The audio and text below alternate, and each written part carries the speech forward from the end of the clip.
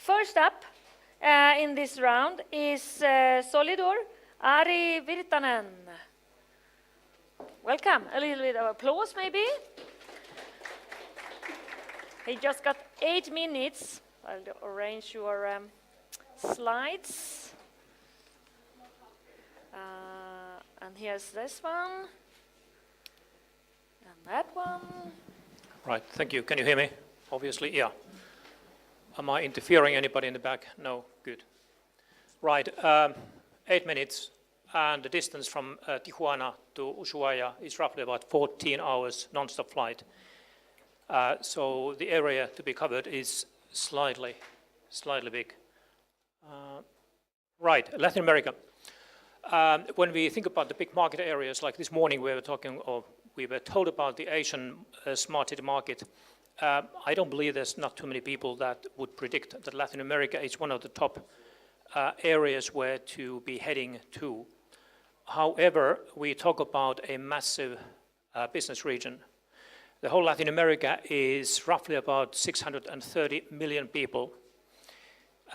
2 languages, basically, Spanish and Portuguese, related language. Also French-speaking areas as well. Roughly about 182 million people live in those 4 countries that I've been looking at in the last couple of months. And out of those, 140 million live in cities. Cities meaning population roughly about 200,000 people and above. Urbanization is the leading issue in Latin America. It's been predicted that by 2025, 90% of all the population, 2030, 90% of all the population in Latin America live in urban areas. And already by 2025, 93% of all Brazilians live in cities. So we can imagine that the consequences of that big crowds are setting some challenges.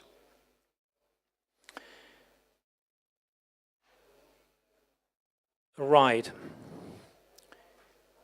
The Latin American region is very sensitive in terms of earthquakes. It's a volcanic region. It's also rainforests. It's producing about 180 different minerals.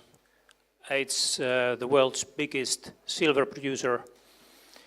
And if we take all that into the equation and considering people living in urban environment, polluting the rural areas and the consequences to the nature, we are in a rather challenging situation when we even talk to the people about smart city applications and how to improve their lives in the cities. That's a cultural question. When you look at the market, it's been already divided about 200 years ago. The Americans are covering pretty much all the way down to the Panama Channel and certain regions in the further south. Spain, Italy, France, and even Germans are taking care of the rest. So when we talk about the business possibilities to the Nordic and the Baltic countries, it's not only the matter of the original Latin American people, culture, and breaking through it, but it's also a matter of breaking through those big market leaders already in the business.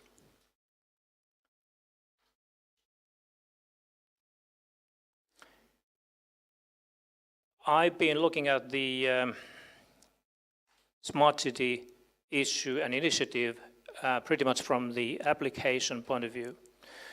I know the energy grids, the telephone networks, all that is necessary, that the rest of the applications work. But when we think about that market region and the small and medium-sized enterprises, I would say there's no way that we can enter into the energy or telecom businesses anymore. That market has been divided. Where we do have a huge potential and a possibility are on those segments. Waste management is definitely one of the key issues in Latin America. I'm not trying even to describe what it looks like when you go to the suburb areas of Mexico City or even Santiago de Chile, which is one of the most or cleanest area in the region. In the previous presentation where there were discussions about smart buildings and security, like I said, the whole Latin America is volcanic area. And I lived in Latin America for about 8 years, and I've been in roughly about 40 different earthquake situations, and it's rather horrible. So anything which is vibration detection systems, intelligent buildings, and that sort of things, the market is there.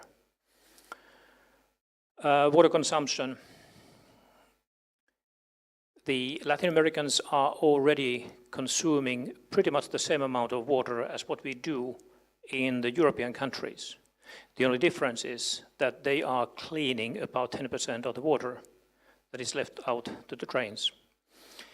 The sewage system leakage is approximately 76%.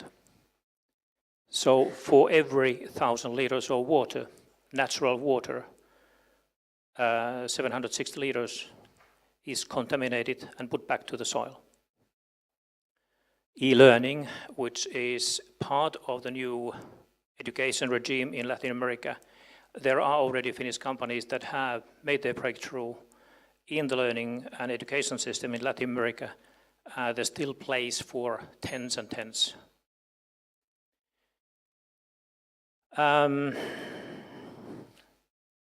I got confused with that bell. No worries. My summary is that the market is there. It's huge. It's been partly divided by the big players already, and it's partly been divided by the countries like America, particularly Spain, partly France as well. When I lived in there and I told that I'm not from North America, I'm coming from Finland, I normally had an access the next time without the secondary barrier. So the Nordic countries have a good reputation, unquestionably, and the technology what we have is on the right level. It's not anymore the lowest level of technology that could be used, but it's not either the highest. In other words, it is adaptable to the circumstances. Thank you.